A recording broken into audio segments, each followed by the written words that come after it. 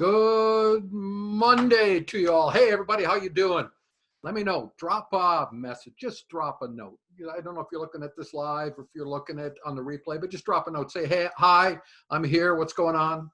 I may know where you're coming in from, may not. Let me know. That's it. But hey, just what's up. Sure, a lot of people wandering around and stuff, living in a degree of fear and feeling sorry for themselves, right? Absolutely feeling sorry for themselves. I find myself slipping into that every once in a while because of these doggone things. Because here it is. I just figured out this is probably the first time in maybe since I was certainly in my mid-teens or late teens that I've been able to get out and about and go. Enjoy. That's just part of my DNA. That's what I'm made up of. That's what goes on. And man, as the weather starts to get better, although it's been really suspect here, but as things start to get better, you're sitting there waiting, oh, God, come on, let's go. Let's get better. Good news is stuff that I'm taking, my whole USANA regimen is going to allow me to heal faster than the average bird. And that's for sure. So that's a good thing. Really funny. I was sitting there watching two doctors debate amongst themselves, thinking like I wasn't even in the room about should we do surgery? Should we not do surgery? I went, boom, let me take a look at that x-ray. I want to look at it.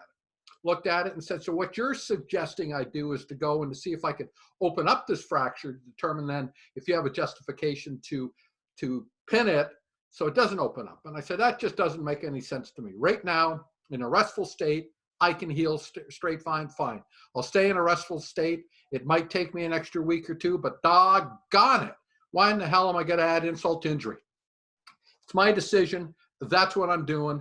That's the route that we're going to take. Boom. What were the two doctors? One was a reasonably new physician. I think that she was in there in residency. The other one was a more seasoned orthopedic.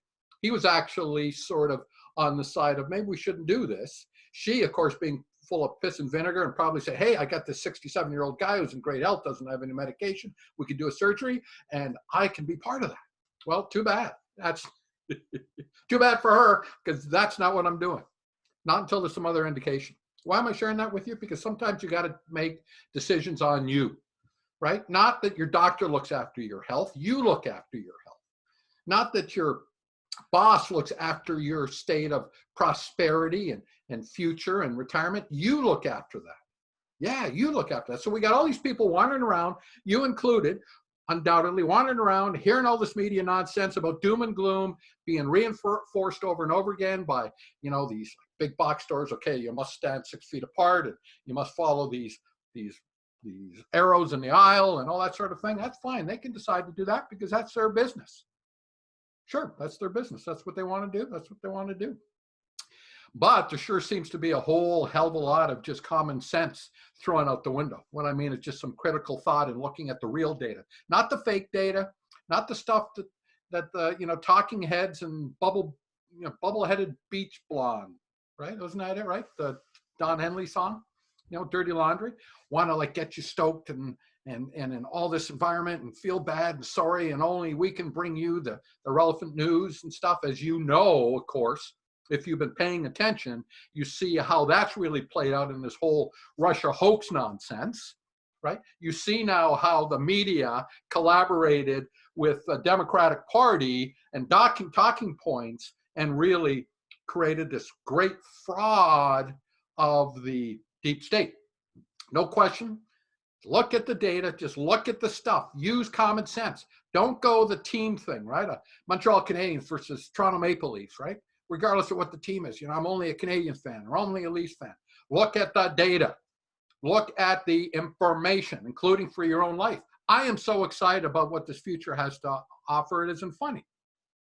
Okay, this is not an economic structural problem that's taken place. This is a reaction to bad data that's taken place. And now, of course, the politicians are locking everybody down, right? Because now it's how they position themselves for their future power structure. Man, if something goes wrong or a few extra people die or whatever, that sort of thing. Hey, as somebody said the other day, then I'll tell you what, why don't we just do this? Let's cancel all long weekends, because we all know that more people die in long weekends, those 3 days, than they do in any other 3-day period because of accidents. Let's cancel that. That way we don't have the people on the roads and we won't have as many people die. Yeah, I've heard people use that as an analogy. Maybe you get that. I don't know if you get that or not, but by God, we know who the susceptible group of people are, right? We know the elderly. I mean, just look at your retirement homes and what the heck is happening in those, right? Not a good thing. We know that what I call the folks that really haven't taken care of themselves, that us that have are being restricted because of the folks that are walking around in a state of obesity, that are walking around in a state of type 2 or pre-diabetes, that are walking around in a state of really compromised immune systems because of lifestyle issues, right? Those are the real susceptible folks. Yes, there will always be outliers. In any statistical group, there'll be some reason why they are. You know, some of the folks that are asthmatic have got a real problem. We have to look at this group as a group to protect, but not to restrict my liberties, not to restrict your liberties. Okay? How do we help them provide a best outcome by not taking away from me? And this nonsense of going around wearing masks to prevent something is crazy, okay? Absolutely crazy. Just look at the science, look at the data on it. Yes, the masks act as a way to prevent what I would call a field of my coughing, of my spewing, of my sneezing, of that sort of thing. That's why they're used in an operating room. It's not that they're afraid of taking something bad from the patient that they're working on. It's so that they don't contaminate the surgical zone because they drip something from their nose or they have a little cough or a little sneeze or whatever. That field is still sterile. Okay, that's what's going on there. But man, when I see people driving down the road in their car, right, and they got their mask on, like they're saying, okay, I'm protected, that sort of thing. Already know the critical thought has gone out of the mind of these folks. Okay, that's it. There is no critical thought happening that way. They're just listening to what I call the talking heads, the pundits, some political class that really are misinformed in so many ways it isn't funny. But we have destroyed businesses. They have been destroyed. People's life's work is gone. Gone. And we say we, not me, okay, folks, outside. So I come back to that and I say, hey, what are you doing? Are you feeling sorry for yourself? Or are you looking at the future with a bright eye, things that way?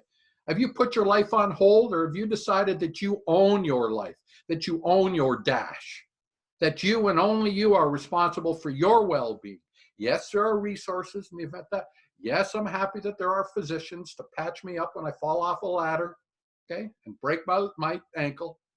Yes, I'm happy if I came down with some disease, I'd like them to treat the disease, but I know sure as hell that physicians are not responsible for my state of ongoing health.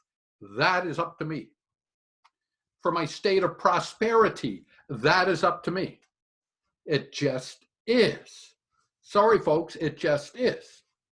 None of us are owed anything that's beyond our own control, I guess. That'd be best to do it. That'd be place. So I look at it and stuff. I'm looking at this, and so I don't know if you followed this, The Last Dance series, ESPN, but just last night, I think it was last night, saw this. Hang on, here we go. So Michael Jordan gave his powerful truth about winning.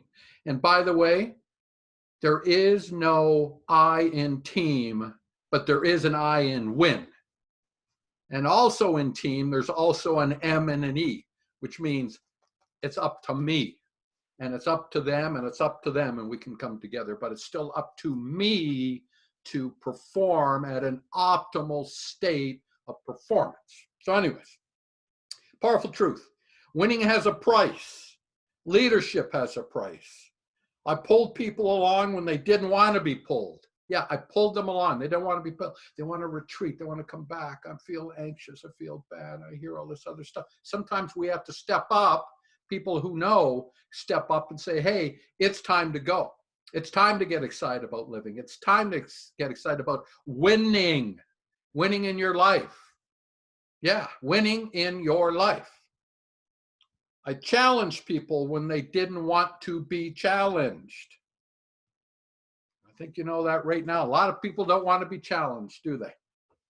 A lot of people don't want to because they're taking their information from a thing that confirms their biases and allows them to think in a way that says, great, I don't have to be responsible. Everybody else is going to look after me.